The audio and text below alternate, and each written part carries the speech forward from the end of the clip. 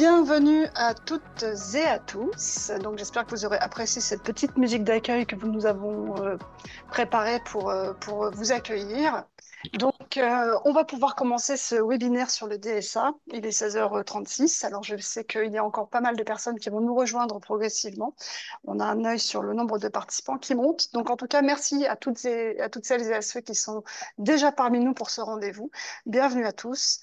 Donc, je suis Anne Grouzel, la directrice générale de l'IDES-EPI. Je suis accompagnée à la technique par Gilles Friedrich, responsable de communication, et Aurélie Tamizier, qui est la responsable formation et ingénierie pédagogique. Et j'ai surtout le plaisir d'accueillir aujourd'hui pour ce webinaire trois grandes expertes. Alors, ça fait quelques semaines maintenant qu'on prépare ce webinaire et vraiment, ça a été un plaisir en tout cas de le préparer. Donc, avec tout d'abord Maître Charlotte Baldassari, qui est avec nous ce soir pour nous présenter le DSA, donc le Digital Service Act, dont vous savez effectivement qu'il se met en place très prochainement, et voilà, pour lequel je pense qu'on a besoin aujourd'hui de pouvoir faire un point et puis essayer de déguiser un petit peu nos connaissances. Donc merci à vous, Maître Baldassari, pour votre présence ce soir. Euh, nous, Merci. Nous accueillons également Delphine Sarfati-Sobrera, qui est donc la présidente de l'UNIFAB, qui est avec nous aujourd'hui. Merci à vous, Delphine, de votre présence également. Bienvenue dans ce webinaire. Donc, Delphine, vous allez vous aussi, au titre de votre mission au sein de l'UNIFAB, nous présenter un petit peu en quoi comment dire, ce DSA est intéressant dans son application, puis en quoi il reste encore peut-être encore des champs à explorer, des choses à régler, des détails certainement à poser encore. Et puis, donc, merci à vous, Delphine, de votre présence. Merci de votre invitation. Merci. Et puis nous accueillons également Claudia Martinuzzi, donc Claudia donc de Zalando, qui va pouvoir témoigner clairement et concrètement en tant que grande plateforme de la mise en place et de la mise en œuvre effectivement de ce Digital Service Act. Donc on va partir pour un petit webinaire d'environ 1 heure et demie à peu près. Donc simplement en termes de méthodologie, ce qu'on voulait vous dire, parce que vous allez être nombreux et possiblement d'autres personnes vont nous rejoindre. Donc vous pouvez tout à fait communiquer dans le chat, mais vous pouvez également utiliser le module questions et réponses que vous avez dans le Zoom pour poser vos questions. Puisque pour permettre à la fois à Charlotte, à Delphine et à Claudia de faire leur présentation, l'idée c'est, on est sur 10-15 minutes de présentation de chacune, et l'idée c'est de pouvoir les écouter et de préparer vos questions pour le temps d'échange que nous ferons après. Donc voilà, vous pouvez lever la main aussi, mais plutôt à la fin, dans ce temps d'échange que nous aurons pendant 20 minutes. Et puis voilà, après poser effectivement vos questions sur le module questions-réponses. Alors, on va commencer, si je peux me permettre, parce que vous nous voyez, et bon, volontairement, nous, on ne vous voit pas, sinon si nous avions 70 vignettes, ce serait compliqué. Mais on aimerait bien quand même vous connaître davantage, très rapidement, en quelques questions, puisque du coup, l'intérêt, c'est aussi de savoir qui vous êtes, vous qui êtes là avec nous ce soir, et ce que vous attendez. Donc, ça va être très très simple, on va vous demander, donc je vais demander à Gilles d'envoyer le tout petit questionnaire qui est composé de trois très très simples questions qui permettent effectivement, alors vous allez tout simplement répondre, voilà, à ces questions-là, mieux vous connaître. La première, c'est pour vous le DSA, c'est quoi? C'est un mystère, une opportunité, un frein? Ensuite, quelle place prend le DSA dans votre quotidien de travail? Une place anecdotique, une place significative ou une place réellement stratégique? Et enfin, pour encore mieux vous connaître, quelle est la coloration principale de votre quotidien professionnel? Travaillez-vous plutôt dans le technique, plutôt dans le juridique, plutôt dans le stratégique, plutôt dans l'économique ou plutôt dans la dimension managériale? Donc, je regarde les réponses qui s'affichent petit à petit. Nous, on a l'accès, bien évidemment, sur le panel des réponses. Je vois qu'il y a une quarantaine de personnes qui ont répondu et vous êtes environ 60. Et ça va nous permettre, donc j'attends encore un tout petit moment, ça va nous permettre effectivement encore une fois, de mieux vous connaître et puis voilà, de savoir globalement ce que vous attendez et ce que vous êtes venu chercher pour ce webinaire. Alors, pour l'instant, nous avons pratiquement, on a un bon taux de réponse déjà. Ah, il nous manque une dizaine de réponses sur les 62 participants que vous êtes. Alors ça, c'est... Voilà. Mais on va s'arrêter là. Très bien. Alors, je mets fin au sondage et on va pouvoir l'afficher normalement. Donc, si je, voilà, je vais partager les résultats avec vous. Et donc, vous voyez que le DSA, ah bah, c'est quand même pour globalement 58% d'entre vous, donc plus d'une personne sur deux, c'est une opportunité. C'est un frein pour personne, donc ça, c'est quand même une bonne nouvelle, je crois. Et puis, c'est un mystère aussi pour à peu près un peu moins de la moitié d'entre vous. Et donc, précisément, c'est ce mystère qu'aujourd'hui, avec Charlotte, Delphine et Claudia, on va essayer de résoudre et d'éclaircir. Quelle place prend le DSA dans votre quotidien de travail? Pour l'instant, elle est anecdotique pour à peu près une personne sur trois. Elle est significative quand même pour 4 personnes sur 10 et elle est stratégique pour 3 personnes sur 10. Donc ça aussi, c'est intéressant. Et globalement, la coloration principale de votre quotidien professionnel, ben, vous êtes quand même, pour une grande majeure partie d'entre vous, dans le domaine du juridique. Donc, vous êtes au bon endroit. Voilà, donc merci en tout cas pour cette participation à ce premier sondage. Et dorénavant, je donne la place donc à Charlotte pour la présentation donc sur une vingtaine de minutes, effectivement, des différents objectifs, des contours et de la réglementation du DSA. C'est à vous, Charlotte. Merci Yann. Je suis ravie aujourd'hui d'intervenir aux côtés de Delphine Sarfati et de Claudia Martinuzzi. Alors, il m'incombe aujourd'hui la lourde tâche de résumer finalement le DSA sur un format relativement court, 15 à 20 minutes, sachant qu'on parle d'un règlement qui est relativement dense puisqu'il y a 93 articles et 155 considérants, ce qui, pour les juristes que nous sommes, pour la plupart, puisque les sondages l'ont démontré, les considérants, vous savez qu'ils sont très importants et donc leur lecture particulièrement dense pourra nous permettre de nous éclairer, mais on ne pourra pas rentrer dans l'ensemble des détails. Donc j'ai fait des choix et je m'en excuse par avance. L'idée, c'est vraiment d'être la plus synthétique et j'espère la plus pédagogique possible. Et je ne doute pas que les interventions de Claudia et de Delphine ensuite viendront compléter certains points et également les questions qui interviendront à la fin de cette présentation. Alors, si l'on prend quelques chiffres statistiques, à commencer notamment par des propos de Madame Sarfati, 37% des consommateurs qui ont déjà acheté des contrefaçons via Internet pensaient finalement acheter des produits authentiques. On observe également que 7 millions d'internautes français se livrent au piratage d'œuvres audiovisuelles et cinématographiques chaque mois. Et s'agissant de la pédopornographie et du terrorisme en ligne, en 2022, on a dénombré près de 82 000 demandes de retrait, ce qui est considérable. Et ça, c'est sans compter la hausse de la désinformation, la manipulation de l'information et la propagation des actes haineux, ainsi que le cyberharcèlement qui touche de plus en plus les enfants. Alors finalement, c'est quoi le Digital Service Act? C'est un règlement européen qui a été adopté en 2022, qui est entré en vigueur le 23 août pour les plus grandes plateformes et le 17 février 2024 pour le reste des plateformes et les intermédiaires en ligne.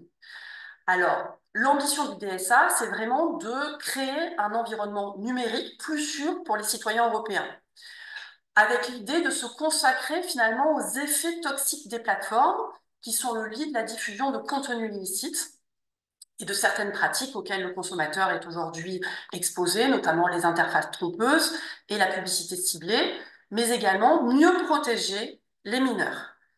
Donc, l'idée, c'est vraiment, et je reprendrai les propos de la vice-présidente de la Commission européenne, Madame Vestager, ce qui est illégal hors ligne doit également être illégal en ligne. Donc ça, c'est vraiment l'objectif principal de la responsabilisation des plateformes en ligne. Si l'on remet dans son contexte le DSA dans l'encadrement juridique européen et du commerce électronique, le texte fondateur, c'est la directive 2000 sur le commerce électronique, qui a institué le statut d'hébergeur. Cette directive a été transposée dans la loi LCEN, la loi de confiance en l'économie numérique du 21 juin 2004. qui prévoit un régime de responsabilité autonome qui est applicable aux fournisseurs d'hébergement. Donc l'idée, si on se remet dans ce contexte des années 2000, c'est une véritable exemption de responsabilité des fournisseurs de services intermédiaires pour des faits de stockage de contenu illicite, en justifiant finalement de leur rôle purement technique et passif. Donc l'idée, c'était vraiment de ne pas freiner ces acteurs dans les années 2000, de ne surtout pas freiner leur croissance. Au fil du temps, et c'est l'évolution de la jurisprudence, on a élargi l'application de la qualification d'hébergeur aux services de référencement et aux plateformes de partage de vidéos. Le problème, c'est que le privilège qui était accordé à ces plateformes est devenu décorrélé par rapport aux moyens techniques qu'ont aujourd'hui les plateformes de faire face à ces contenus illicites. Et c'est la raison pour laquelle la Commission européenne a ensuite adopté un durcissement de la responsabilité des plateformes, notamment avec la directive 2019 sur le droit d'auteur et les droits voisins dans le marché unique pour les services de partage de contenu en ligne. Donc le DSA, on le verra par rapport à la directive sur le droit d'auteur, est beaucoup plus large, avec une idée sous-jacente qui est une responsabilisation accrue des plateformes plutôt qu'une responsabilité pleine et entière.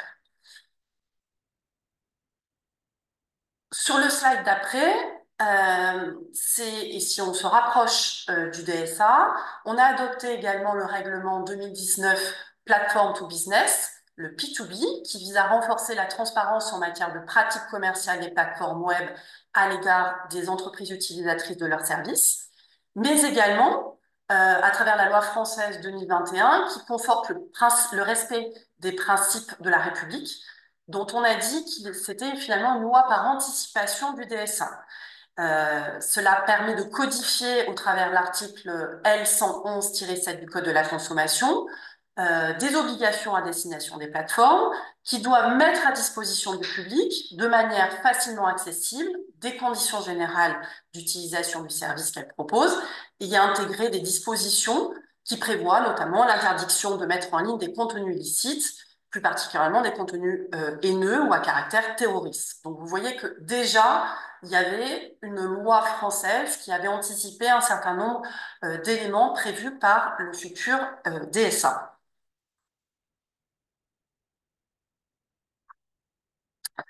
S'agissant du champ d'application du DSA, on a à la fois une application territoriale et une application matérielle. L'application territoriale, c'est un élément d'extranéité, puisque le DSA vise toutes les entreprises qui proposent leurs services sur le territoire de l'Union européenne, même si elles ne sont pas établies sur ce territoire. Pour les entreprises qui seraient situées hors de l'Union européenne, elles devront désigner un représentant légal.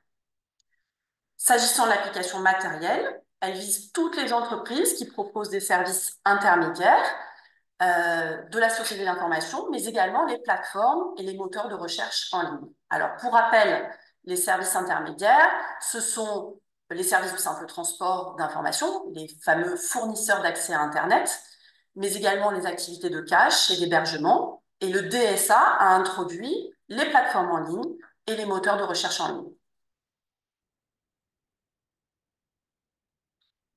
S'agissant de la responsabilité des hébergeurs, on reste véritablement sur le même régime de responsabilité, le régime de responsabilité take and down, c'est-à-dire qu'il n'y a aucune responsabilité des hébergeurs quant aux informations qu'elles stockent à la demande d'un bénéficiaire de service, tant qu'elles n'en ont pas eu connaissance de l'activité illégale ou du contenu illicite.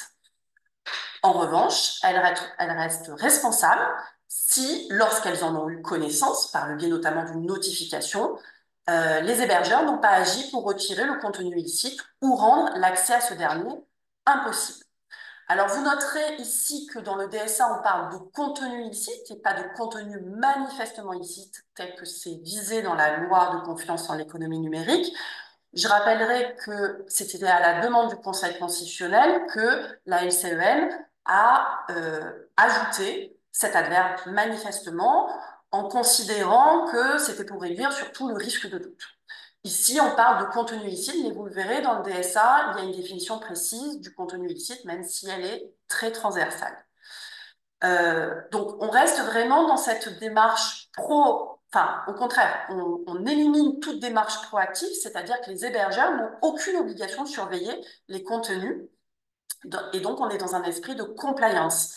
Les plateformes, les hébergeurs, ont juste une obligation de diligence sans assumer directement cette responsabilité juridique, en ayant en ligne de mire la préservation notamment de la liberté d'expression.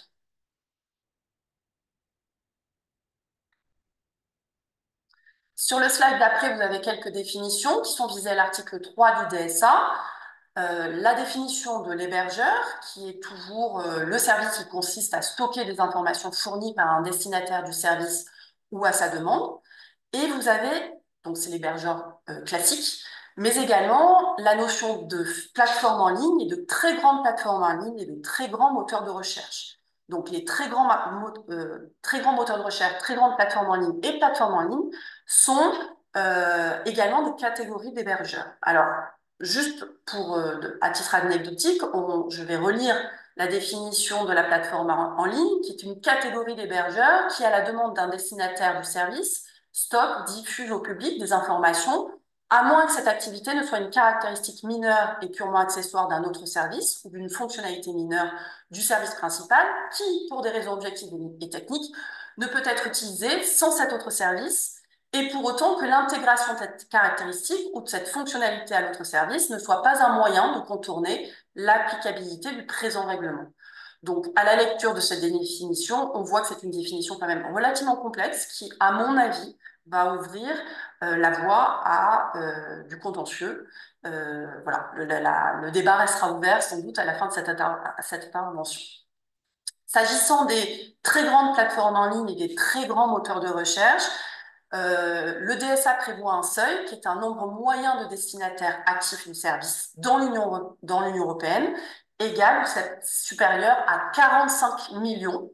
Donc là, je laisserai Claudia commenter ce seuil concernant Zalando, puisque c'est un des critères qui a été contesté devant la justice européenne. D'autres définitions sont également prévues à l'article 3 du DSA. Vous avez la définition de simple transport, de mise en cache, alors je ne vais pas rentrer dans les détails, de moteur de recherche en ligne également, et je vais m'attarder plutôt sur celle de contenu illicite, puisqu'elle est définie par le DSA comme toute information qui en soi, ou par rapport à une activité, y compris la vente de produits ou la fourniture de services, n'est pas conforme au droit de l'Union ou au droit d'un État membre qui est conforme au droit de l'Union, quel que soit l'objet précis ou quelle que soit la nature précise de ce droit. Donc finalement, peu importe le contenu qui est en question, il peut s'agir effectivement d'une atteinte à un droit de propriété intellectuelle ou un contenu haineux ou autre. Du moment qu'il n'est pas conforme au droit de l'Union européenne, il sera considéré comme un contenu illicite. Dans cette slide, on vous a mis un aperçu des très grandes plateformes en ligne et des très grands moteurs de recherche qui sont désignés à jour par la Commission européenne. Donc les derniers en date, donc vous en avez 22 de très grandes plateformes en ligne et de très grands moteurs de recherche, dont les fameux GAFAM, Google, Amazon, Facebook, Apple et Microsoft. Et parmi les dernières désignations en date, vous avez Pornhub, Stripchat et Xvideo qui ont été désignés le 20 décembre 2023 et qui contestent actuellement leur statut. À noter que parmi ces très grandes plateformes, on ne visualise pas, en tout cas, elles n'ont pas été désignées comme telles, ni Shein ni Vinted. Alors, s'agissant des nouvelles obligations, on va rentrer un peu plus dans le vif du sujet. Vous avez trois grandes séries d'obligations qui sont finalement qui dépendent de la taille de la plateforme. Donc, en noir, vous aurez toutes les obligations qui s'appliquent à l'ensemble des plateformes et qui seront renforcées pour les très grandes plateformes. Et donc, ça, ce sont les éléments qu'on a mis dans les slides en vert. Donc, s'agissant de la première série d'obligations de transparence et d'information, donc la première série d'obligations, elle concerne les conditions générales, c'est-à-dire que les conditions générales doivent être rédigées de manière simple, intelligible, abordable et sans ambiguïté. Elles doivent prévoir toutes les informations concernant les modifications importantes qui seraient apportées au CGV. et également l'obligation renforcée à l'égard des mineurs. La mise en place également de systèmes de traitement de réclamation qui doivent être faciles d'accès et d'utilisation. Et enfin, l'établissement de rapports de transparence portant sur les systèmes internes de traitement de réclamation et de leurs activités de modération de contenu. Pour les très grandes plateformes, en plus des obligations qu'elles ont sur les conditions générales, elles devront mettre en place un résumé de leurs conditions générales avec un rappel des mécanismes de recours et elles doivent publier des CGV dans des langues officielles de l'ensemble des États membres. Elles doivent également clarifier les algorithmes qui servent à recommander les publicités et elles doivent évaluer les risques de leurs services et des systèmes algorithmiques. Donc, sur l'évaluation des risques systémiques, ça va passer notamment par une analyse d'impact qui devra être annuelle. S'agissant de la deuxième série d'obligations, elle est en matière de lutte contre les contenus illicites. Donc là, ça s'applique à l'ensemble des plateformes. Elles doivent donc mettre en place un outil à destination des internautes qui leur permette de signaler facilement les contenus illicites. Alors, dans le DSA, il n'y a aucune prescription concernant les outils de signalisation, c'est-à-dire qu'en fait, les plateformes sont assez libres de prévoir les outils qu'elles estiment nécessaires pour signaler les contenus. En revanche, le DSA est très strict sur le contenu des notifications, donc à prévoir pour actionner ces mécanismes. Il y a également une obligation de suspension pendant une période raisonnable et après avertissement de la fourniture des services aux utilisateurs qui diffusent fréquemment des contenus manifestement illicites. Et enfin, prévoir l'adoption de mesures appropriées et proportionnées afin de garantir un niveau élevé de protection de la vie privée, de la sûreté, mais également de la sécurité des mineurs. Dernière série d'obligations, elle est prévue en matière de publicité.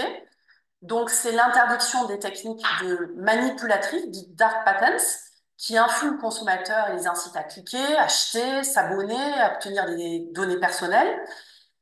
L'interdiction également de la publicité ciblée à destination des consommateurs. Et enfin, l'interdiction de la publicité qui cible plus spécifiquement les mineurs, donc en prévoyant de concevoir des outils par défaut qui protègent au mieux les mineurs, par exemple avec des systèmes de contrôle parental. S'agissant des très grandes plateformes, elles doivent également tenir un registre en matière de publicité mise à disposition des utilisateurs. Alors, les sanctions, elles sont particulièrement élevées. On parle d'une amende maximum qui s'élève à 4% du chiffre d'affaires mondial, mais également des astreintes, au maximum 5% des revenus ou du chiffre d'affaires mondial quotidien, et des restrictions temporaires à l'accès aux services. Et c'est prévu à l'article 52 du DSA. Pour les autorités de contrôle, on peut les découper en deux parties. Vous avez d'une part le Comité européen des services numériques, donc qui est l'autorité européenne de contrôle, qui, elle, va prévoir d'assurer finalement, adopter des avis, des recommandations à destination des coordinateurs de services numériques dans chacun des États membres, élaborer également des lignes directrices, des modèles ou des codes de conduite. Au niveau national, et encore une fois, dans chacun des pays membres de l'Union européenne, il y a des coordinateurs de services numériques, donc en France, en la qualité de l'ARCOM, qui est visé donc, alors pas directement par l'article 22 du DSA, mais en tout cas le coordinateur de services numériques qui, lui, est visé à l'article 22 du DSA. Et l'ARCOM est chargé d'assurer l'effectivité des droits et des obligations qui est prévue par le DSA grâce à un pouvoir notamment d'enquête, d'injonction, d'amende, et c'est elle qui va pouvoir désigner les signaleurs de confiance. Certaines missions pourront quand même être menées par la CNIL, par exemple, en cas de violation de la réglementation en matière de données personnelles. À noter également que les très grandes plateformes en ligne et les très grands moteurs de recherche sont surveillés par la Commission européenne elle-même. S'agissant des signaleurs de confiance, donc les signaleurs de confiance sont visés à l'article 22 du DSA. Ce sont des tiers qui sont désignés par chaque État, reconnus pour leur expertise et leurs compétences. Alors la spécificité, c'est qu'elles ont l'obligation de soumettre des signalements et de publier un rapport annuel. On les appelle finalement les sentinelles de l'illicite. Et c'est vraiment une nouvelle variété qu'on n'avait jamais vue dans aucun texte. C'est une nouveauté du DSA. Et les notifications devront être traitées en priorité et donner lieu à des décisions de la part des plateformes dans les meilleurs délais. Donc là, je laisserai aussi Delphine développer ce point-là qui est intéressant. Alors, je terminerai par les actualités en matière depuis l'entrée en vigueur du DSA. Alors, c'est pas exhaustif, je parle pas notamment des Alindos, puisque je laisserai Claudia développer. Ce qu'il faut simplement savoir dans ces grandes lignes, c'est qu'il y a actuellement une procédure contre X, c'est-à-dire l'ex-Twitter, en décembre 2023, pour divers manquements, notamment présumés aux règles européennes en matière de modération de contenu et de transparence. On lui reproche de la diffusion de fausses informations, contenu violent ou à caractère terroriste, notamment après les attaques du Hamas contre Israël. Et il y a de nombreuses plaintes également qui ont été déposées par des associations pour atteinte au DSA, mais également au RGPD, Règlement général sur la protection des données. Vous avez également une procédure formelle contre TikTok. Alors, pour le rappel, TikTok a été désigné comme très grande plateforme en ligne depuis le 25 avril 2023. TikTok a annoncé qu'elle avait à peu près 135,9 millions d'utilisateurs actifs. Et en septembre 2023, TikTok a présenté son rapport d'évaluation des risques. La Commission européenne lui a fait une demande d'information officielle, ce qui a donné lieu à une enquête préliminaire, puis une enquête formelle. Et la Commission européenne a annoncé le 19 février 2024, pardon, donc c'est tout récemment, c'était il y a un mois, l'ouverture d'une procédure formelle pour évaluer une éventuelle violation. Donc, parmi les reproches qui lui sont adressés, vous avez la protection des mineurs, la transparence de la publicité, l'accès aux données des chercheurs, les risques liés à la conception addictive, les contenus préjudiciables. Et dans le cadre de cette enquête formelle, la Commission européenne pourra prendre des mesures provisoires et des décisions de non-conformité. Voilà. Dans l'ensemble, j'ai pas signalé également, enfin, je peux signaler également que Amazon a saisi le tribunal de l'Union européenne à l'automne dernier pour contester par voie de référé l'application des règles de régulation du numérique en ce qui concerne son activité de publicité en ligne, en se prévalant d'une violation d'informations confidentielles, et le tribunal de l'Union européenne lui a donné gain de cause sur ce point-là, mais ce n'est pas une décision définitive. Voilà, je laisse la parole maintenant à Delphine Sarfati qui pourra compléter mon propos, notamment sur la notion de signaleur de confiance, qui est passionnante. Alors, avant que Delphine vous enchaîniez, je vous en remercie, puisqu'on a eu de nouvelles personnes qui nous ont rejoints, je voulais juste rappeler, donc merci Charlotte pour votre présentation. Je rappelle donc que vous êtes avocate spécialiste en droit de la propriété intellectuelle et nouvelles technologies, et donc en particulier très intéressée par ce nouveau dispositif. Donc, je rappelle aussi, parce que ça a été demandé dans le chat, hein, que bien sûr que le document de Charlotte sera distribué à tous les participants de ce webinaire. Je précise que celui de Claudia Martinuzzi, qui est donc Senior Leaks Public Affaires France chez Zalando, ne le sera pas. Claudia nous présentera son support, mais pour des raisons de confidentialité que tout le monde peut comprendre, il ne sera pas diffusé. Et donc, nous allons effectivement dorénavant donner la parole à vous, Delphine Sarfati-Sobra, qui est directrice générale donc, de l'UNIFAB, et vous allez nous lever le voile sur l'importance de cette nouvelle loi. C'est à vous. Merci, Delphine. Merci beaucoup, merci de cette invitation et merci Charlotte pour cette riche introduction sur le DSA. Moi, j'interviendrai sur la partie qui me concerne, puisque l'UNIFAB, c'est la promotion et la défense de la propriété intellectuelle. Donc, je vais vous parler de tout ce qui a trait à la lutte anti-contrefaçon ou la contrefaçon et la manière dont le DSA risque d'impacter ou risque de ne pas impacter les choses. Il faut savoir qu'aujourd'hui, la contrefaçon représente à peu près 2,5% du commerce mondial, ce qui fait à peu près 500 milliards d'euros, 6% des importations au sein de l'Union européenne. Et la France est, pardonnez-moi, le deuxième pays le plus touché après les États-Unis. Donc, on n'est pas encore champion du monde, mais on risque de le devenir dans quelques temps si on continue comme ça. Chaque année, le marché de la contrefaçon fait perdre 8 milliards d'euros à l'économie française et 38 000 emplois. Et en 2023, on a atteint un chiffre record de saisie des douanes qui a été dévoilé par le ministre Cazenave la semaine dernière. La douane a saisi plus de 20 millions d'articles de contrefaçon. Parmi lesquels il y avait en première position les jeux et jouets, les produits de soins corporels, les boissons, les vêtements et accessoires, etc. Donc, ce chiffre est d'autant plus important qu'on était à 11 millions, un peu plus d'11 millions l'année dernière, et qu'il y a 5 ans, on était à peu près à 4 millions. Donc, vous voyez que c'est complètement exponentiel. La contrefaçon est devenue effectivement synonyme de duperie, d'escroquerie. Et selon le dernier sondage IFOP, effectivement, près de 34% des consommateurs français ont déjà acheté une contrefaçon sur Internet sans s'en rendre compte. Et ce chiffre atteint 37% sur les 15-18 ans. Donc, vous voyez que c'est vraiment problématique et encore plus pour les jeunes.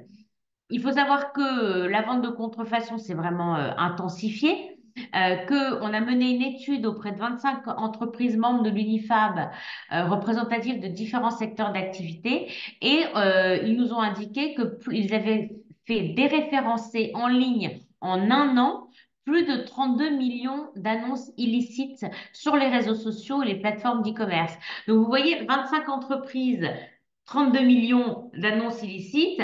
Si vous, enfin, quand on sait très bien qu'en France, il y a des centaines d'entreprises, vous imaginez bien combien de millions d'annonces illicites on peut trouver online. Donc, il faut retourner à la genèse des discussions qui ont eu pour objectif prioritaire de la modernisation du cadre législatif d'Internet à travers le DSA. On s'est à l'UNIFAB mobilisé dès 2020 effectivement pour traiter ce sujet et participer à la rédaction de ce DSA de manière à ce que la contrefaçon online soit vraiment traitée et qu'on en voit de moins en moins pour protéger les consommateurs. Euh, Comme vous l'avez dit, ce qui est illégal hors ligne doit être illégal en ligne. On est très très fiers que ça a été repris par tous les commissaires européens jusqu'à Thierry Breton. Mais initialement, c'était une phrase qui avait été lancée par l'UNIFAB, donc 3 ans auparavant. Et je peux vous dire que la première fois qu'on l'a entendu par l'un de nos gouvernants européens, nous étions extrêmement fiers. Euh, les résultats, pour être très, très honnête, du DSA ne sont pas du tout à la hauteur des attentes des titulaires de droit. On va rentrer dans le vif du sujet. Il y a une espèce de goût d'inachevé en matière de lutte anti-contrefaçon. Et on travaille d'ailleurs pour essayer de pallier un peu à cette frustration. On travaille sur le PJL SREN et le statut de signaleur de confiance. Le PJL SREN allant finalement désigner officiellement l'organe euh, être qui va me faire qui va s'occuper de la mise en place du DSA en France. Donc, on espère que ça va arriver assez rapidement. On sait effectivement qu'en France, ça a l'air comme, même si pour l'instant, officiellement, ils n'ont pas été désignés. Mais ce projet de loi qui vise, bon, à protéger évidemment les enfants de la pornographie, à protéger les consommateurs contre les arnaques, le harcèlement, la désinformation en ligne, et à adapter le droit français au DSA et au DMA, il est pour le moment bloqué d'un point de vue législatif, puisque le PJL SREN qui devait être voté en fin d'année ne le sera que dans les mois, dans les mois qui viennent. Il a été déposé en 2023. Il a été déposé en 2023 et je crois que c'était au mois de mai, si je ne dis pas de bêtises. Et normalement, son adoption qui a eu lieu le 5, son adoption a eu lieu le 5 juillet. Et puis, mais il faut savoir que il y a quand même des sujets qui préoccupent énormément les entreprises en France et pas qu'en France, hein, au niveau européen aussi. Nous, on se coordonne beaucoup avec nos associations sœurs européennes, les Italiens, les Espagnols, les Allemands, etc. Et effectivement, on a quand même un vrai sujet qui est le sujet des signaleurs de confiance, qui est régi par l'article 22 de ce règlement, qui permettra un signalement et un retrait normalement plus rapidement et plus facilement des contenus illicites, tels que les contrefaçons, par l'intermédiaire des mécanismes de notification et d'action. Alors, il faut savoir que pour tout ce qui est pornographie, pédopornographie, harcèlement en ligne, en général, les associations peuvent tout à fait remplir ce rôle de signaleur de confiance parce que ce sont des personnes individuelles qui se plaignent auprès des associations et donc il est facile de désigner un signaleur de confiance en tant qu'association. En revanche, pour ce qui est lutte anti-contrefaçon, c'est beaucoup plus compliqué parce qu'il faudrait que le signaleur de confiance qui est désigné par l'ARCOM ait la connaissance de tous les produits, de toutes les entreprises, de toutes les collections, de tous les secteurs d'activité. Inutile de vous dire que même avec une IA, ce ne sera pas possible. Donc, on est un peu dans une voie de garage, dans une impasse. Ce statut attribué à l'ARCOM devra prévoir, qui sera reconnu par tous les fournisseurs de plateformes en ligne relevant du champ d'application de ce règlement. Et l'entité candidate définie par l'article 22 devra disposer d'une expertise de compétences particulières pour détecter, identifier, notifier les contenus illicites. Donc, sur la partie lutte anti-contrefaçon, ça va être très compliqué. Être indépendante de tout fournisseur de plateforme en ligne, ce qui paraît être la moindre des choses, on ne peut pas être jugé partie, et exercer ses activités aux fins de soumission des notifications de manière diligente, précise et objective.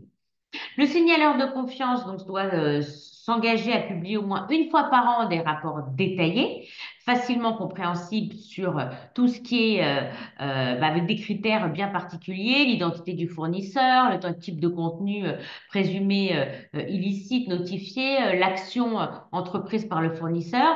Et donc, toutes ces procédures devront être bien expliquées. Il faut savoir que l'ARCOM a publié récemment sur son site les conditions de candidature pour être éligible, comme les entités publiques, les organisations non gouvernementales ou les organismes privés ou semi-publics. Les particuliers sont exclus, mais les titulaires de droits ne sont pas clairement énoncés ni clairement exclus. Toutes ces informations, en tout cas, nous ont permis de rencontrer l'ARCOM. On a discuté avec eux fin février afin d'échanger et de trouver une solution qui soit acceptable pour tous. Et au cours de ces échanges, on a non seulement défendu notre position, qui est une position réaliste, afin d'essayer de trouver une solution. Très clairement, l'ARCOM est réticente parce que ils ont indiqué que le nombre, il doit y avoir un nombre limité de signaleurs de confiance. Et d'ailleurs, Thierry Breton nous a fait une réponse très claire et qu'il l'ayant mentionné. Et il y a aussi dans cette volonté le soin de protéger les citoyens en premier lieu et non les consommateurs et non les pardon et non les entreprises. Donc nous, on a quand même des divergences de vues, avec un certain nombre d'informations qu'il nous donne et de partis pris, puisqu'on considère qu'il y a un impact qui est très important sur les titulaires de droit. Le risque encouru si le titulaire de droit est lui-même pas signaleurs de confiance serait un affaiblissement des réponses de la part des plateformes et de leur réactivité face aux contenus contrefaisants. Il est sûr que les plateformes qui sont déjà réticentes à lutter contre la contrefaçon pour certaines, pas pour la majorité, mais pour quand même un grand nombre, diront que les demandes des titulaires de droit ne sont pas prioritaires. Il y a évidemment une atteinte aux consommateurs, puisque très clairement, les consommateurs, ils sont exposés à beaucoup de contrefaçons et donc ils vont être soit tentés d'en acheter, soit ils vont se faire avoir. Comme je vous le disais tout à l'heure, 37% des 15-18 ans se sont déjà fait avoir, donc c'est quand même énorme. Et puis, il y a des difficultés de moyens technologiques auxquelles une association peut être confrontée si, par exemple, on était candidat, notamment des moyens financiers, des moyens humains.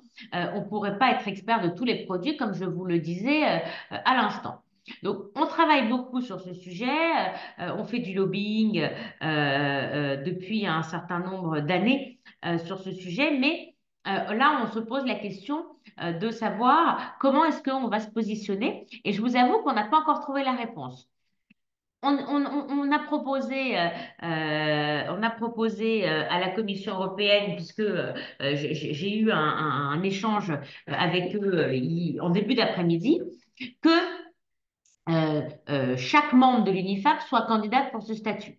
Alors ça, c'est sûr que si chaque membre de l'UNIFAP soit candidat, il est évident que peu d'entre eux pourraient obtenir le statut et surtout comment les choisir. Donc, ça ne nous paraît pas une bonne idée. Il pourrait y avoir aucune candidature de l'UNIFAP ou de ses membres et décider qu'en France, ben, non, on ne veut pas affaiblir déjà la relation qu'on a avec les plateformes et donc finalement, on ne serait pas candidat. Parce que le pire cas de figure serait très clairement que ce qui fonctionne déjà entre les entreprises et les plateformes, avec les notices and takedown et donc le signalement qui se fait, finalement ne soit plus considéré comme prioritaire. Ça, ce serait le pire du pire. C'est-à-dire qu'on pourrait, on pensait faire un énorme pas en avant avec le DSA, mais si on n'arrive pas, je dirais, si actuellement tout ce qui a été mené pour avoir des résultats par la soft law disparaît, ce serait dramatique.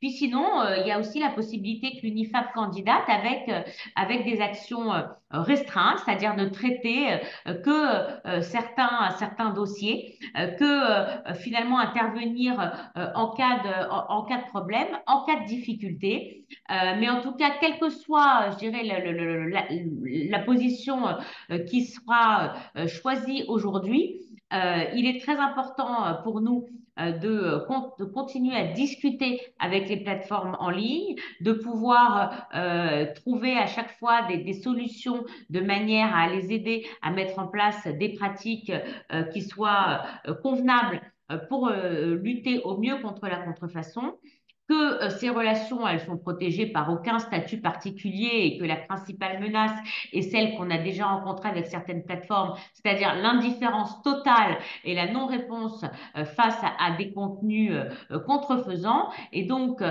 tout ce qui est... et donc, le dessin, on espère, va aider en termes de lutte anti-contrefaçon, mais aujourd'hui, on n'en est pas sûr pour toutes les raisons que je vous ai évoquées. Et vraiment, ce statut de signaleur de confiance dont la Commission européenne ne sait elle-même pas comment est-ce qu'il va être appliqué. Alors, pour aussi une autre raison que je ne vous ai pas évoquée, mais si j'ai encore une minute ou deux, je pourrais vous l'évoquer, c'est qu'en fait, il y a un certain nombre d'associations sœurs de l'UNIFAB en Europe qui ont des MOU, des accords avec un certain nombre de plateformes directement. Et donc, ces associations, ça les exclut automatiquement de cette candidature en tant que signaleur de confiance. Donc l'UNIFAB n'a jamais eu ce type de comportement parce que nous, nos membres, alors c'est vrai qu'on a la chance d'être la plus grosse association avec le plus grand nombre de membres, très investis. Donc on a décidé très rapidement de ne pas faire entrer de plateforme à l'UNIFAB, de ne pas leur donner un statut particulier, de ne pas les associer en tant que partenaires officiellement, mais de simplement avoir un dialogue constructif avec elle. Mais voilà, ce statut aujourd'hui à la commission, je vous dis, je sors d'un appel avec la DG Connect. Ils savent pas comment est-ce qu'il va être appliqué, ils savent pas par qui, ils savent pas qui va être signaleur, qui va pouvoir avoir toutes les caractéristiques pour être signaleur de confiance. Donc, on ne sait pas encore où est-ce qu'on va. Nous, on avait même à un moment imaginé que les sociétés prestataires de services qui font le signalement pour les entreprises puissent avoir ce statut, mais pareil, elle serait jugée partie, donc on l'a vite écartée. Et aujourd'hui, on ne sait absolument pas comment est-ce que ça va être mis en place de manière efficace, d'une part, parce que si c'est pas efficace, ça ne sert à rien, et de manière très pratique, d'autre part. Un grand merci à vous, Delphine. Ce que vous nous dites là, en fait, tout à l'heure, Charlotte avait évoqué les sentinelles de l'illicite. J'aime beaucoup ce mot, les sentinelles de l'illicite, autrement dit aussi les signaleurs de confiance. Et comme vous dites, Delphine, c'est vrai que aujourd'hui, on est sur une grande part d'opportunités et de choses qui sont bonnes et qui sont effectivement, on va de l'avant hein, avec le Digital Service Act, mais en même temps, on a effectivement cette part de mystère. Tout à l'heure, d'ailleurs, quand on vous a tous et toutes interrogés, vous étiez 60% à dire que le DSA était une opportunité, mais 40% à continuer de dire que c'était un mystère. Donc c'est vrai qu'effectivement, comme quoi, bon, il y a deux personnes qui avaient expliqué que c'était un frein, mais en attendant, voilà, ce que vous venez de nous expliquer, Delphine, c'est précisément ça, c'est ces zones d'ombre d'une certaine manière qu'il faut qu'on puisse clarifier, mais aussi sur un échiquier qui nous dépasse également et qui n'est pas qu'un échiquier que français, puisque du coup, à un moment donné, ça va effectivement dépasser les frontières et que d'une certaine manière, on est là sur une question qui dépasse bien notre territorialité. Tout à Donc, fait. merci à vous, en tout cas, Delphine. Et puis, bah, j'en profite pour rappeler que la semaine prochaine, vous avez une grosse actualité, puisque vous avez le 28e Forum européen de la propriété industrielle, qui Tout à lui-même sera fait. consacré au bouleversement législatif, numérique, technologique et pratique pour la propriété intellectuelle. Donc, un sujet qui nous occupe, nous préoccupe et nous passionne toutes et tous. Donc, j'ai cru comprendre qu'il n'y avait plus de place, que les inscriptions étaient fermées. En fait, on a vraiment cette année poussé les murs. On est plus de 350 participants sur Bon, ces 2 journées. ouais. Effectivement, ça a été, je crois que tous les bouleversements, toute l'actualité qu'on a sur ce sujet depuis un certain nombre d'années, enfin de mois plutôt, fait que effectivement, on se pose tous beaucoup de questions sur le sujet et donc on a toute une journée consacrée au sujet d'actualité, le DSA, l'IA, etc. Et du coup, un intérêt très prononcé de nos participants cette année. Bah écoutez, en tout cas, c'est un programme qui est à l'échange. J'invite les participants à aller voir le programme. Alors peut-être qu'effectivement, je vois que Régis Messali est là également hein, avec vous. Mais effectivement, je crois qu'il n'y a plus tellement de place. Mais en tout cas, c'est un événement à ne pas manquer, ou en tout cas à écrire dans ses tablettes pour l'année prochaine. Merci beaucoup. Merci à vous, Delphine. Alors, on va continuer cette présentation, comme on l'a dit tout à l'heure, avec Claudia Martinuzzi. Donc, je rappelle que vous êtes effectivement Senior Lead Public Affaires France chez Zalando. Alors, juste pour vous dire à toutes et à tous, vous pouvez vraiment, je vous invite à poser vos questions-réponses dans le petit module questions-réponses qui est en bas de votre fenêtre. Mais si vous avez quelques difficultés à le faire, n'hésitez pas à poser vos réponses dans le fil de conversation. Une fois que Claudia aura terminé sa présentation, nous pourrons partir sur une séance plus ouverte de questions-réponses. Vous pourrez lever la main, prendre la parole. Et voilà. Mais en attendant, si des questions vous surgissent, n'hésitez pas à les poser dans le fil. Donc, bah, Claudia, c'est à vous pour votre présentation au nom de Zalando. Je vous donne la Merci parole. beaucoup et bonjour à tous et merci aussi à Delphine d'avoir parlé des zones d'ombre parce que pour Zalando, il y en a beaucoup aussi. Et du coup, oui, moi, voilà, je suis très heureuse de vous parler aujourd'hui d'un point de vue plus pratique et expérientiel du recours que Zalando a porté devant la CJUE pour contester notre enfin, qualification de très grande plateforme. Et voilà, je suis pas objective, mais je trouve que c'était très intéressant de voir comment un texte qui est aussi important, qui a été négocié en temps record, puisque c'était en 15 mois, il me semble, peut être inadapté à certaines réalités business et porter à ce qu'il soit très rapidement contesté en justice. Je change de slide. Voilà, donc, mais nous voilà le 25 avril. Vous voyez la slide, n'est-ce pas, avec les plateformes Oui, qui ont oui, été désignées. tout à fait. Voilà, donc ça, c'était à date du 25 avril, lorsque les 17 grandes plateformes et 2 grands moteurs de recherche ont été annoncés. Déjà, à la lecture de cette liste, on peut constater que la plupart d'entre elles, bah, elles sont pas européennes. Et puis, il y a Zalando. Du coup, comme vous le savez peut-être, le 27 juin dernier, Zalando a décidé de porter un recours devant la CJUE pour contester cette qualification. C'est un contentieux qui est en cours, donc, encore en cours de construction. Il y aura peut-être une audience en été, mais je suis très heureuse de vous expliquer un peu quel était le process chez nous et qu'est-ce qui nous a amené à contester.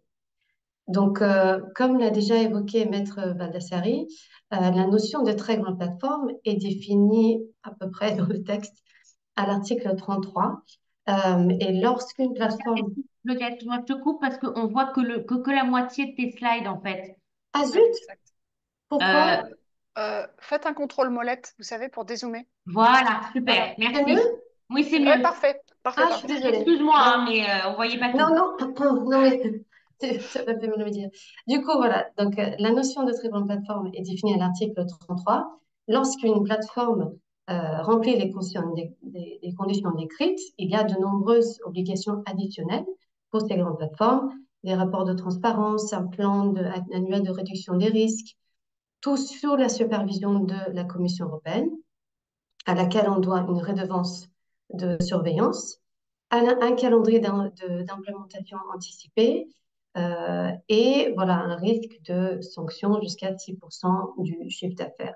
Et juste pour prendre un peu de recul sur ce point, je voudrais juste rappeler que cette notion de très grande plateforme, elle est entièrement nouvelle et propre au DSA. Elle n'existait pas avant. Donc, c'est vraiment un concept créé par le DSA dans une logique plutôt euh, politique qui est de dire que certaines plateformes ont besoin d'obligations additionnelles. Et on voit déjà que c'est le type de la section obligations supplémentaires pour la gestion des risques systémiques. Et ce nouveau vocabulaire de risque systémique il vous indique déjà quel type de plateforme le législateur européen voulait cibler. Et voilà, nous, à la lecture de ce texte, et nous, tout le monde avait immédiatement pensé aux grandes plateformes de réseaux sociaux, aux moteurs de recherche, ou en tout cas les plateformes de partage de contenu générés par des tiers, qui exposent les internautes à des contenus illicites ou préjudiciables. On ne sait pas forcément à une entreprise comme Zalando. Mais voilà, le diable se cache un peu dans les détails du texte. Et vous voyez que la qualification de très grande plateforme repose simplement sur un seuil. Vous êtes une très grande plateforme lorsque vous avez un nombre mensuel de destinataires actifs égal ou supérieur à 45 millions. Ce chiffre 45 millions est l'équivalent de 10% de la population de l'Union. Donc, objectivement, c'est une assez grande portée. Et puis, il y a cette notion de destinataire actif du service, qui est là aussi entièrement nouveau et qui n'est pas forcément très bien défini dans le texte non plus. Euh, voilà. On a juste quelques éléments de réponse cachés dans un des considérants dont je vous ai juste pris une petite partie. C'est un considérant très long, c'est le 77, qui indique qu'il faut compter les destinataires lorsqu'ils sont exposés à des informations diffusées sur la plateforme, par exemple en les regardant, en les écoutant. Donc voilà, c'est très imprécis. Et puis rappelons-nous, on ne parle que d'un considérant. Euh, Après, qu'est-ce qu'on savait d'autre? On savait que on avait cette obligation précisée à l'article 24 de fournir que toutes les plateformes en fait devaient, grandes et petites, devaient au plus tard le 17 février 2023 dévoiler leur moyenne mensuelle des destinataires actifs. Donc, on savait qu'il fallait compter les destinataires situés dans le nous. Il fallait ne pas compter les visites des robots et des strippers et compter que les visites uniques. Donc, par exemple, si je me connecte à la plateforme Zalando sur le site et sur l'app, bah, il faut que ça compte qu'une fois. Et non. Mais du coup, il n'y avait aucune clarté additionnelle. Il faut savoir aussi que dans l'industrie de la tech, et notamment du e-commerce, on n'utilise pas cette notion de destinataire actif.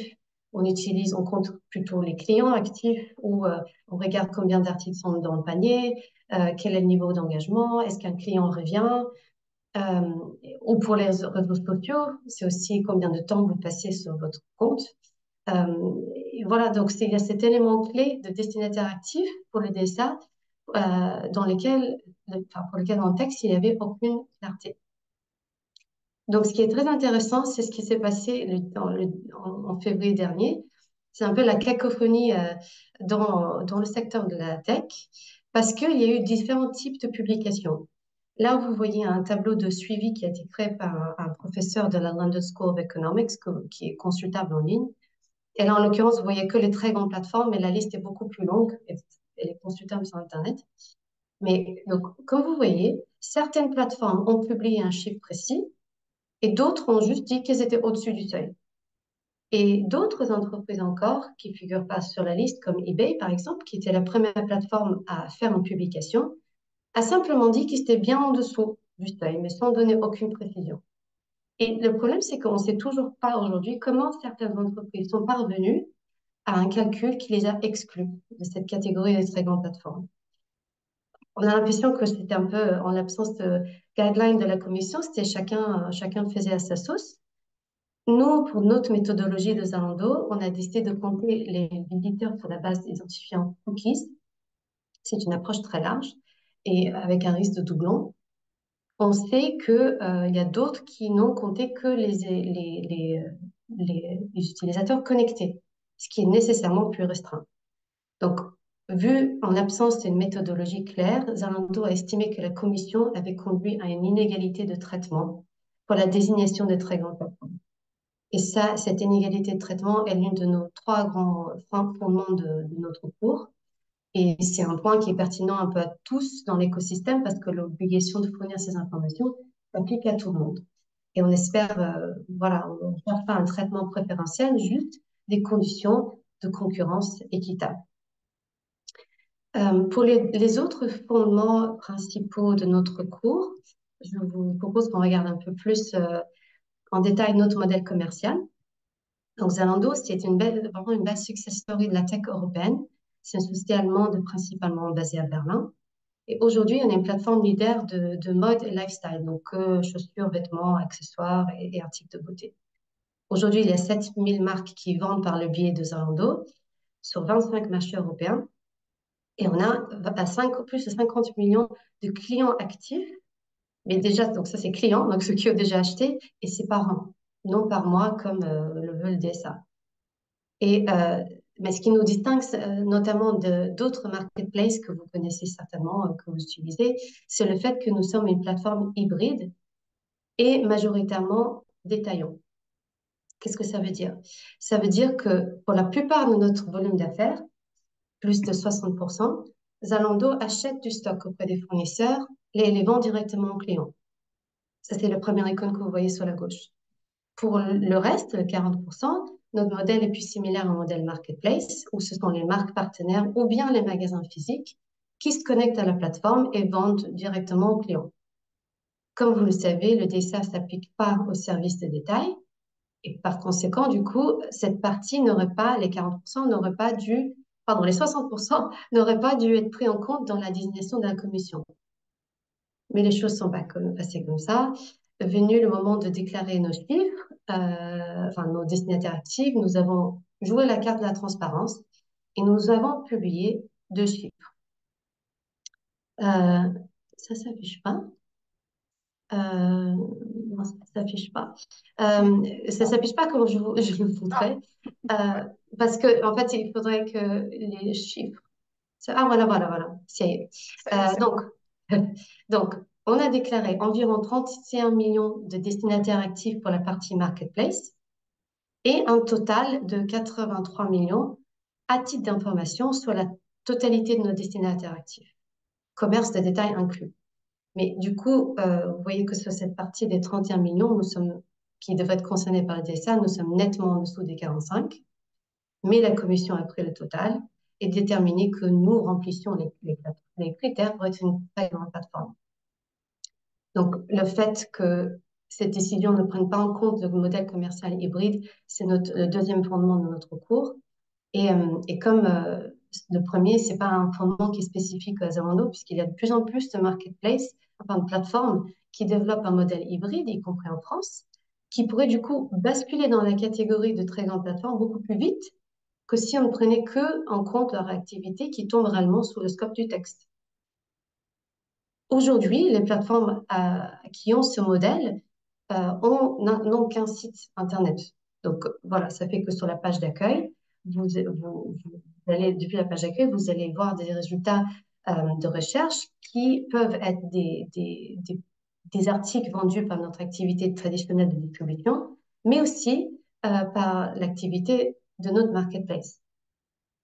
C'est le cas de Zalando, où l'expérience est très homogène tout au long du site. Ce n'est qu'une fois que vous arrivez en fin de processus, vous avez choisi votre produit et vous choisissez une taille ou une couleur, que vous allez découvrir si un article est vendu et est expédié par Zalando ou vendu et est expédié par un tiers. Mais jusqu'à là, vous ne voyez qu'un produit, qu'une seule image. Et puisque c'est un parcours client que nous ne pouvons pas déterminer depuis le début, c'est pour ça qu'on a appliqué la proportion de notre volume d'affaires issu de l'activité marketplace au calcul du total de nos destinataires actifs pour déclarer ce qui, selon nous, devait tomber sous le scope du DSA. Et nous espérons que dans sa décision, la Cour nous apportera beaucoup plus de clarté sur cette méthodologie qu'il faudrait appliquer de façon harmonisée à toutes les marketplaces. Le troisième et dernier fondement de notre cours, enfin le principal, parce qu'il y en a plusieurs, il y en a plus que trois, mais c'est peut-être pour moi le plus intéressant, c'est vraiment spécifique à notre business model.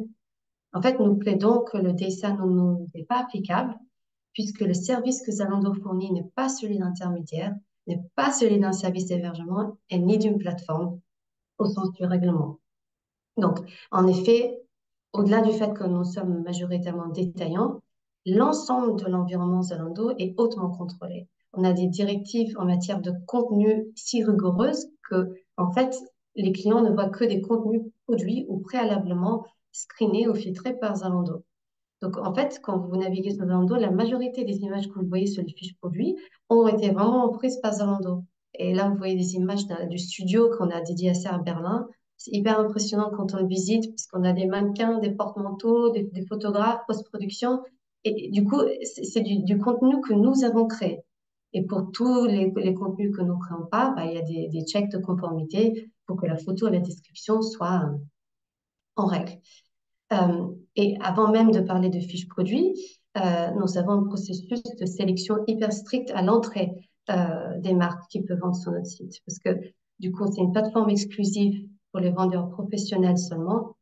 Les marques souvent se plaignent parce qu'avant de pouvoir être onboardées et vendre sur Zalando, il peut se passer des semaines, des mois de check, de Know Your Customer. C'est très sélectif.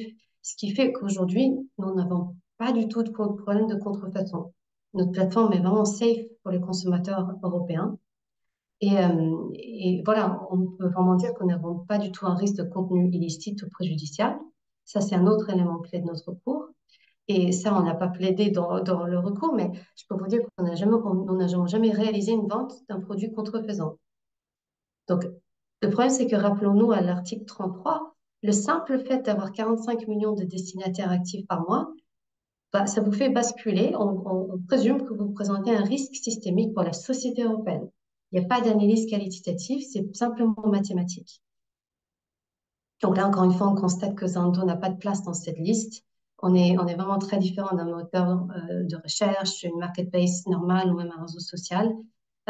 Et c'est pour ça que, voilà, c'est pas qu'on n'a pas envie d'être une très grande plateforme. Au contraire, on veut continuer à grandir, mais on ne pose pas de risque systémique. Donc là, souvent, on nous demande, OK, mais du coup, comme si vous êtes une plateforme aussi clean, pourquoi vous êtes pris la tête à contester cette désignation? Vous pourriez, ça aurait été moins coûteux de continuer comme ça, accepter cette désignation, ne pas vous mettre sous le feu des projecteurs. En plus, on n'y gagne pas de conditions suspensives parce qu'on ne les a pas demandées. Donc, on a déjà mis en œuvre toutes nos obligations, on publie les rapports de transparence. Donc, pourquoi? La réponse, c'est que vraiment, cette désignation représente un désavantage concurrentiel. Je vous ai parlé tout à l'heure des plus grands nombres d'obligations, comme les rapports de transparence, les audits et tout ça, les, la, la, la redevance, bah, ça représente des coûts. Euh, et tout ça, c'est très acceptable lorsqu'on est désigné pour des bonnes raisons. Mais si c'est prématuré ou correspond pas à un business model, ça constitue vraiment un vrai désavantage par rapport à nos concurrents. Aussi, on voit que cette catégorie de très grandes plateformes, qui, comme je vous ai dit, est spécifique, est née avec le DSA, on voit qu'elle commence à être exportée dans d'autres législations européennes qui n'ont aucun rapport avec les contenus illicites. C'est le cas avec la législation sur les portefeuilles d'identité numérique européens qui a été adoptée, où il y a un niveau d'exigence majeur pour les très grandes plateformes au sens du DSA. Donc, on voit que ça s'impose comme une catégorie économique qu'on voit un peu partout. Et c'est pour ça que, en pensant fallait chercher une clarification de la CJUE sur les règles du jeu, sur comment les appliquer, pour avoir des conditions de concurrence équitables. C'est pour ça que d'ailleurs que notre recours a été très bien accueilli par les acteurs européens de la tech, justement pour les éclaircissements que ça va donner à tout le secteur. Malheureusement, peut-être que ce qui en restera, c'est que voilà, le premier affront au DSA, c'est venu d'une entreprise européenne. C'était pas notre intention de créer cette polémique, c'était nécessaire d'obtenir des précisions. Et voilà, nous espérons qu'à l'avenir, la Commission appliquera une approche juste, égale et transparente. Là, je vous ai mis juste avec un point d'interrogation la désignation potentielle de Chine. C'est quelque chose que c'est plus que des rumeurs parce que ça a été annoncé par la Commission elle-même qui regardait d'autres acteurs pour de nouvelles désignations dont Chine. Donc, on attend de voir et on attend de voir surtout comment ce texte va être mis en application pour toutes les plateformes. Alors, merci beaucoup pour votre attention. Merci à vous, Claudia. Donc, merci pour ce partage. Effectivement, quand on a préparé ce webinaire avec vous, il y avait aussi cette question, comme vous dites, du fait que Zalando, vous l'avez redit à l'instant, et c'était très juste et très clair de votre part, de dire que Zalando n'est pas du tout en opposition par rapport au texte, mais que, effectivement, vous avez ce souhait de participer activement, si vous l'avez dit à plusieurs reprises dans votre discours, hein, de rendre ces conditions de concurrence et du jeu, ces règles du jeu, vous avez aussi évoqué ce mot-là, équitable, clair, partagé pour tous. Alors, vous disiez à un moment donné votre regret que les oppositions soient venues d'une plateforme européenne, mais en même temps, c'est aussi, je crois, très intéressant dans cette fabrique de la loi, si je puis me permettre de le dire comme ça, qu'à un moment donné, il y a des personnes qui ont le courage de dire, attention, il faut que peut-être on reprécise certaines choses. Ça a été aussi votre discours, Delphine, d'une certaine manière, et comme le dit Nicolas Boileau, ce que l'on conçoit bien s'énonce clairement et les mots arrivent aisément. Donc effectivement, on n'est jamais suffisamment clair pour donner de l'équité à tout cela. Donc, merci pour ce partage. Alors, on arrive sur le dernier round de notre webinaire. J'espère que tout le monde est toujours là et attentif. J'espère que les trois présentations, encore une fois, de Charlotte Baldassari, Delphine Sarfati et Claudia Martinuzzi ont commencé à vous éclairer un petit peu, en tout cas pour ceux qui avaient besoin d'y voir plus clair sur le DSA. Alors, on va passer aux échanges. J'ai vu qu'effectivement, monsieur ou madame Donze, vous aviez levé la main. Alors, ce qu'on va faire, on va vous ouvrir votre micro. Ah ben non, vous l'avez baissé dorénavant. Alors, on va le faire autrement. Avez-vous donc des questions? Je vois que dans le module questions-réponses, nous avons une question qui est arrivée par Madame Dreyfus, Nathalie. Vous nous demandez, Nathalie, alors je la pose à vous, Charlotte, Delphine et Claudia. Dans quelle mesure pensez-vous que le DSA va permettre de limiter l'atteinte aux droits des marques par l'utilisation de noms de domaine contrefaisants? Charlotte, vous voulez vous lancer dans la réponse? Alors, effectivement, s'agissant des noms de domaine contrefaisants, alors, je pense que grâce à la définition suffisamment large du contenu illicite, on pourrait tout à fait y inclure, pourquoi pas, les noms de domaine contrefaisants, c'est-à-dire reprenant par exemple une marque sans autorisation de son titulaire. Mais effectivement, la question, je pense, reste totalement ouverte. En tout cas, dans la logique du DSA, c'était pas la priorité, c'était plutôt sur le contenu, voilà, le piratage, la vente de produits contrefaisants. Je pense pas, mais voilà, encore une fois, j'étais pas là lors des débats, que les noms de domaine étaient spécifiquement visés. Mais moi, je pense que pourquoi pas, en tout cas, se servir de ce texte pour mieux protéger les noms de domaine. Je ne sais pas si Delphine Moi, je dirais que pour protéger le domaine, il vaut mieux se servir de NIS 2 plutôt que du DSA. Ce sera plus efficace. Mais bon, après, chacun utilise le moyen qu'il souhaite et le texte qu'il choisit en fonction de sa stratégie. tout à fait.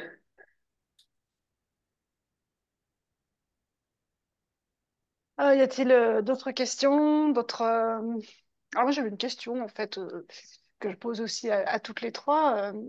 DSA, DMA, quelle combinaison? Voilà, comment ça s'imbrique, comment ça se complète? Est-ce que c'est en synergie? Est-ce que c'est combinatoire?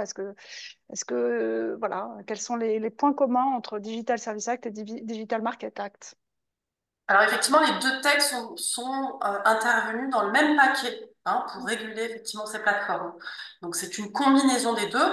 Le DMA, c'est vraiment le volet concurrentiel des plateformes, alors que là, on est sur la responsabilisation pardon, des plateformes sur les contenus illicites. Donc c'est vraiment deux objectifs, mais qui sont à combiner tous les deux. Et nous, chez Zalando, on a toujours remarqué que les définitions données sous le DMA étaient beaucoup plus précises que celles données sous le DSA. Donc, je ne sais pas si c'est parce que ça a été, il y a des équipes de la commission qui ont prêté plus d'attention à ces points-là, mais en tout cas, on voit que c'est plus ciblé, c'est plus clair de qui est un contrôleur d'accès, un gatekeeper. C'est beaucoup plus transparent et que la notion de destinataire actif sous le DSA. D'accord, ok. Moi, j'avais une autre question sur le cadre réglementaire. Vous l'avez évoqué à plusieurs reprises, Delphine, sur le fait qu'effectivement, ça transcendait nos frontières, mais c'est vrai que l'articulation du DSA avec les autres législations au niveau européen, voire international, comment vous la percevez, pressentez? Est-ce que vous la pressentez de manière fluide ou plutôt voilà, des choses qui vont se poursuivre d'une manière... Enfin voilà, comment les choses vont pouvoir se réguler sur un sens plus large qui dépasse nos frontières et avec d'autres juridictions? La France, elle a plutôt l'habitude d'aller plus loin. On le voit avec la loi influenceur qui est allée un peu trop loin d'après la Commission européenne. Et donc, le PJL SREN, dans sa version initiale, effectivement, voulait aussi aller un petit peu plus loin. On va voir. Mais de toute façon, à mon avis, à partir du moment où, de toute façon, c'est une directive, l'application, elle doit être pareille dans tous les pays. Mm, tout à fait. Après, ce qu'on constate, c'est que justement, la France est un peu précurseur et on a déjà ce projet de texte SREN pour adapter le droit français Mm. au DSA, mais il y a d'autres États membres où il n'y a même pas encore de Digital Services Coordinator qui a été nommé. Exactement. Ouais, donc c'est assez inégal Mm. et ça dépend vraiment au niveau de chaque État membre. Mhm. Et puis je pense Mm. que surtout l'expérience des uns va servir aux autres, c'est-à-dire que bon, il y a toujours un délai pour que certains pays, voilà, comme dans tout ce qui est dans tous les textes européens, il y a certains pays qui vont tout de suite mettre en application et s'activer et donc on va voir comment ça se passe et puis d'autres pays qui restent un petit peu en tant qu'observateurs et qui se voient comment ça se passe pour essayer de reproduire finalement le meilleur schéma ou en tout cas le schéma dans le pays où ça fonctionne le mieux. Mm. Mm. Donc, Oui, pour le coup, on est d'ailleurs, à ce plutôt en propos, avance. pardon. Moi, j'avais une question à poser aussi à Delphine par rapport aux signaleurs de confiance. Est-ce que vous avez un retour d'expérience d'autres pays sur la Non. destination? Voilà, non. Alors, pas du tout. Pour l'instant, aucun pays n'a même ouvert les candidatures pour être signaleur de confiance. Je crois que la France va être l'un des premiers pays à ouvrir ses candidatures. Encore une fois, en discutant avec la Commission européenne tout à l'heure, en fait, ils se sont absolument pas rendus compte que pour le seul sujet contrefaçon, parce que pour les autres sujets, en fait, il n'y a pas on rencontre pas le même type de problème. Il va être très très difficile de désigner un, deux ou trois signaleurs de confiance uniquement sur ce sujet. Parce que il faudrait finalement une dizaine, voire une cinquantaine de personnes qui soient dédiées à cela. Et donc la Commission européenne, comme pour le moment l'ARCOM, n'a pas du tout réfléchi en moyens humains et financiers. Ils ont simplement réfléchi en se disant, bah voilà, pour nous, ce sera plus pratique d'avoir un seul interlocuteur ou deux ou trois interlocuteurs qui nous fourniront des rapports.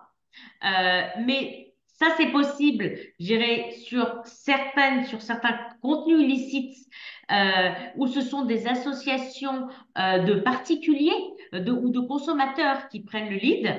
Mais sur des produits où il faut expertiser les produits, je le redis une dernière fois, personne ne peut être expert de tous les produits, tous les secteurs d'activité, toutes les marques, toutes les collections. Non, tout à fait. C'est sûr que c'est pas du tout sur le même plan. Si c'est un contenu haineux, c'est pas la même chose, effectivement, qu'un prétendu acte de contrefaçon. L'expertise n'est pas du Ouais. tout la même. Et je pense qu'ils n'avaient pas du tout anticipé cela quand ils ont pensé à deux ou trois organisations et que là, on essaye de réfléchir avec eux hein, et aussi avec l'ARCOM pour essayer de trouver des solutions, mais pour le moment, on n'en a pas vraiment qui se dessinent. Hmm, d'accord. Ouais. C'est sur le métier, donc. Comme vous dites, c'était pas prévu, mais bon, il faut quand même aller vers ça et puis essayer de clarifier ces éléments-là plutôt rapidement quand même, hein. Oui, et puis bon, il y a quand même le poids financier qui fait qu'à un moment, Mm, ça va retomber encore sur les entreprises. C'est-à-dire que les entreprises qui sont victimes de contrefaçon, elles doivent payer la destruction, payer les frais de stockage, payer les frais d'avocat, etc. Et maintenant, elles vont devoir aussi peut-être payer des frais à l'organisation qui va devenir signaleur de confiance. mm, mm. Tout à fait. Tout ça, ça va générer un poids économique important. Surtout Euh, pour les PME. Surtout, oui, pour les PME. Ça, c'est vrai que c'est toujours un petit peu la Mm. problématique. Euh, alors, y a-t-il d'autres questions? Je vois que vous êtes encore 54. Vous n'êtes pas trop nombreux à nous avoir quittés. On va bientôt arriver sur le terme de ce webinaire. C'est le moment ou jamais de lever la main, de vouloir poser une question, soit dans le question-réponse, soit dans le chat, soit en levant la main pour qu'on vous ouvre votre micro. Y a-t-il une ou deux questions dans l'audience? C'est toujours un peu compliqué les webinaires pour ça en visio parce que voilà, l'écran fait écran parfois. Donc, je ne vois qu'il n'y a pas de questions qui surgissent. Donc, écoutez, ben, on va arriver au terme de ce webinaire qu'on va conclure. Donc, la première chose que je souhaite dire, c'est vraiment vous remercier, Charlotte Baldassari, Delphine Sarfati et Claudia Martinuzzi, pour avoir accepté d'animer et de préparer ce webinaire avec nous. On y travaille depuis le début de l'année et c'était vraiment ben, un vrai plaisir de travailler avec vous et puis de faire groupe ensemble au sujet du DSA. Donc, un merci pour le temps que vous avez consacré à la préparation de ce webinaire. Merci aussi à vous tous et toutes qui nous avez rejoints ce soir et qui avez trouvé le temps pour... Ah, bah, j'ai une main qui se lève quand même. Alors, on va demander à Madame dès le nom de Dieu, demander à réactiver le son. Vous avez votre micro ouvert, vous pouvez le muter en on si vous souhaitez prendre la parole, à moins que vous vous soyez trompé demain, mais en tout cas, bon, voilà, votre micro est ouvert si vous voulez vous exprimer. Donc, je disais, oui, c'est vrai que merci à toutes et à tous, en tout cas, d'avoir accepté de venir aujourd'hui. Ce qu'on peut vous dire aussi, c'est que nous prévoyons une formation avec Charlotte Baldassari qui aura lieu les 4 et 5 avril sur la compréhension et l'application du DSA. Donc, vous le voyez dans le chat, effectivement. Vous pouvez comment dire, suivre le lien pour vous inscrire si vous le souhaitez à cette formation. Et puis, donc, on l'a dit tout à l'heure, le salon du FEPIM. Il y a aussi le siège de l'UNIFAP à Paris. Vous pouvez aller, voilà, le musée aussi de la contrefaçon que vous proposez et qui est tout à fait intéressant, enfin, où il est tout à fait intéressant d'aller. Je me suis régalée l'autre jour à regarder les vitrines et à comprendre un petit peu mieux aussi tout cet univers. Donc, encore une fois, un grand, grand merci à toutes et à tous. Et puis, écoutez, je crois qu'il nous reste à nous saluer et puis à se quitter tranquillement en musique et à vous souhaiter à toutes et à tous une très, très, très bonne soirée. À très bientôt. Merci Merci beaucoup. beaucoup. Merci à Merci. vous. Bonne Merci à soirée. vous. Au revoir.